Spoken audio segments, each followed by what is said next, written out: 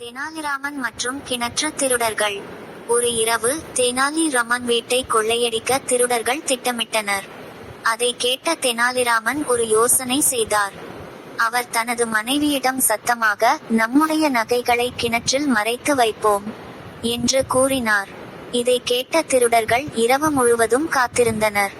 அனைவரும் தூங்கிய பிறகு அவர்கள் கிணற்றிலிருந்து தண்ணீர் எடுக்கத் தொடங்கினர்.